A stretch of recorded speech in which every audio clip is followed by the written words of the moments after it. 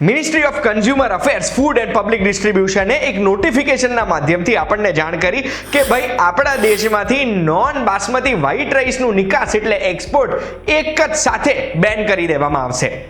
આ ન્યૂઝ જેવી બહાર આવી એવું તરત જ ઘણા બધા વિડીયોઝ વાયરલ થવા લાગ્યા, જેમાં અમેરિકા, કેનેડા જેવા દેશમાં ઘણા બધા સુપર માર્કેટમાં ઘણા બધા લોકો લાઈન લગાડીને ભારતના ચોખા ખરીદવા જઈ રહ્યા હતા।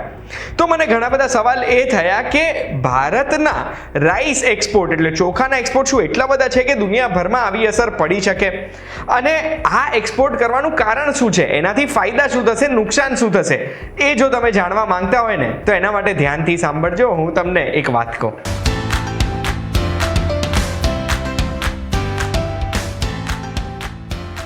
એક વાત કહું, આપનું સ્વાગત છે, મારું નામ છે ગુંજ ઠક્કર, અને શું તમને ખબર છે કે ભારતને દુનિયાનો રાઈસ બોલ કહેવામાં આવે છે? કેમ કહેવામાં આવે છે તો તમે સમજી જ ગયા છો કે દુનિયાભરમાં જેટલા પણ ચોખા વપરાય છે એમાંથી 40% ચોખા ભારતમાંથી આવે છે। આ ચોખા પાછા 3 ટાઈપના હોય છે। એક નોન બાસમતી પારબોઇલ રાઈસ છે, 2022-23માં આશરે 78 લાખ ટન એટલે ભારતમાંથી જેટલા પણ રાઈસનું એક્સપોર્ટ થયું હતું એના આશરે 40% જેટલા આ પારબોઇલ રાઈસ હતા। આ પારબોઇલ રાઈસ છે ને નોન બાસમતી રાઈસને બોઇલ કરીને, થોડુંક પાર્શિયલી બોઇલ કરીને પછી એક્સપોર્ટ કરવામાં આવે છે।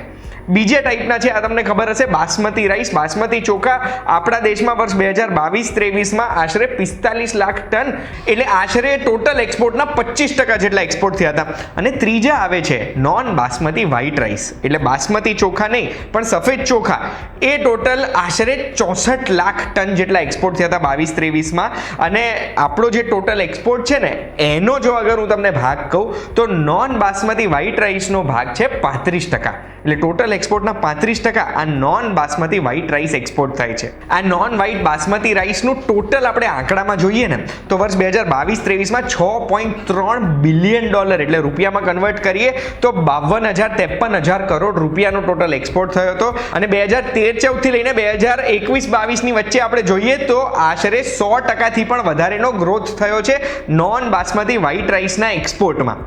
ગયા વર્ષે આપણી મિનિસ્ટ્રીએ આપણને એવું જણાવ્યું હતું કે ભારતમાં કોઈ પણ એગ્રી કમોડિટી એક્સપોર્ટ થાય એનાથી જે આપણો દેશ ફોરેન એક્સચેન્જ કમાય છે, એનો મતલબ કે બીજા દેશની કરન્સી ડોલર કમાય છે, એમાં નોન વ્હાઇટ બાસમતી રાઈસનો સૌથી મોટો હાથ છે, અને એ પણ યર ઓન યર ગ્રો થઈ જ રહ્યું છે।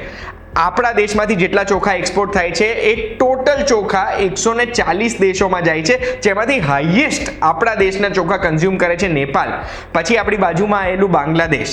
આફ્રિકાના દેશોની વાત કરું તો મડાગાસ્કર, બેનિન, આઇવરી કોસ્ટ અને કેન્યા, પછી મલેશિયા, વિયેતનામ, યુએઈ, આ બધા એવા દેશ છે જે દેશમાં આપણા દેશના એક્સપોર્ટ જે થાય છે એમાંથી હાઈએસ્ટ પર્સેન્ટેજ આ બધા દેશોમાં જાય છે। પણ આ વર્ષે વરસાદ વધારે થયો છે, એલ નીનોની અસરો થઈ છે, એના લીધે આપણું મિનિસ્ટ્રી ઓફ એગ્રીકલ્ચર છે એવું અનુમાન લગાડે છે કે રાઈસનું એટલે ચોખાનું પ્રોડક્શન આપણા દેશમાં 6% ઓછું થવાનું છે। છેલ્લા એક વર્ષમાં ચોખાના રિટેલ ભાવમાં 11.5%નો વધારો થયો છે, અને 3% તો છેલ્લા એક મહિનામાં જ થયો છે। 2022માં પણ પ્રોડક્શન ઓછું થયું હતું, એટલે એક્સપોર્ટ ડ્યુટી લગાડી દીધી હતી નોન બાસમતી વ્હાઇટ ચોખા ઉપર, તો પણ 35% જેટલો ગ્રોથ થયો છે એના સેલ્સમાં, અને એટલે જ આ વર્ષે બેન લગાડવાનું નક્કી કર્યું છે આ નોન બાસમતી વ્હાઇટ ચોખાનું આપણા દેશથી નિકાસમાં। બાસમતી ચોખા કે પછી નોન બાસમતી પારબોઇલ ચોખા છે ને એની એક્સપોર્ટ પોલિસીમાં કોઈ પણ ચેન્જ નહીં થાય, એટલે ટોટલ આપણે જે ચોખા એક્સપોર્ટ કરીએ છીએ ને એમાંથી 65% જે એક્સપોર્ટ થવાના છે એ તો થશે જ, 35% જે નોન બાસમતી ચોખા જાય છે એના ઉપર બેન લાગી ગયો છે। તો આ બેન લગાડ્યો છે એનાથી શું અસરો જોવા મળી શકે? આપણા દેશમાં નોર્મલી ચોખાની જે હાર્વેસ્ટિંગ સીઝન હોય જાન્યુઆરીથી શરૂઆત થતી હોય છે, અને અત્યારે જે ચોખા બજારમાં છે એનો સૌથી વધુ ભાવ નવેમ્બરની આજુબાજુ જોવા મળે છે, એટલે આપણા દેશમાં જે નોન બાસમતી ચોખા ઉપર બેન લગાડી દીધો છે એક્સપોર્ટમાં, એના લીધે નવેમ્બરમાં જે ભાવ વધારો થવાનો છે એ કદાચ ના થઈ શકે। એના સિવાય અમેરિકા, કેનેડા જેવા દેશમાં લોકો ચોખા માટે પડાપડી કરે છે, પણ યુએસ, કેનેડા જેવા દેશમાં આપણા દેશમાંથી નોન બાસમતી ચોખા તો એટલા બધા એક્સપોર્ટ થતા બી નથી, એટલે ત્યાંના લોકોને કોઈ પણ ચિંતા કરવાની જવાની જરૂરત નથી, ત્યાં જે બાસમતી ચોખા જાય છે એ તો ત્યાં રેગ્યુલરલી જશે જ. પણ આપણે આ ન્યૂઝ બહાર પાડે ને એના લીધે દુનિયામાં ભાવમાં અસર તો જોવા મળશે જ. કારણ કે સૌથી પહેલા રશિયા યુક્રેન વોરના લીધે જે ઘઉંના એક્સપોર્ટ હતા જે યુક્રેનથી આવતા હતા એને લઈને દુનિયાભરમાં એક પ્રકારની સ્કેર્સિટી થઈ ગઈ છે કે નેક્સ્ટ કન્સાઇનમેન્ટ આવશે કે નહીં એ પણ નથી ખબર કોઈને. એટલે ઘણા બધા લોકોએ ચોખા ઉપર શિફ્ટ કર્યું હતું. હવે જ્યારે ચોખા ઉપર પણ આપણા દેશમાંથી જેટલા બી નિકાસ થતો એમાંથી 35% ચોખા જો ઓછા નિકાસ થશે તો દુનિયાભરમાં ચોખાની પણ સ્કેર્સિટી થઈ શકે છે. આ સ્કેર્સિટીના લીધે ચોખાના તો ભાવ વધશે જ વધશે. લોકો જે બીજા પ્રોડક્ટ્સ ઉપર શિફ્ટ થશે, બીજા ગ્રેન્સ ઉપર શિફ્ટ થશે, એના પણ ભાવ વધશે. ઘણા બધા એક્સપર્ટ્સનું ઓપિનિયન આવું પણ છે કે અત્યારે ભારતની ઇન્ડિયા ફર્સ્ટ પોલિસી છે. એટલે ભારત માટે સારું શું છે એ જ જોશે, ભારતના નાગરિકો માટે સારું શું છે એ જ જોવે છે. અને એટલે રાતોરાત આ બેન લગાડી દીધો.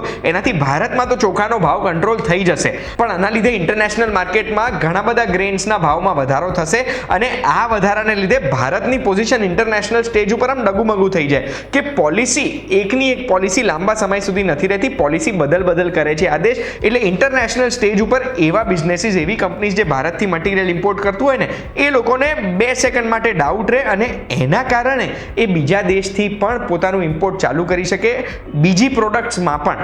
આ વિશે તમારું શું માનવું છે ને એ મને કમેન્ટમાં જણાવજો.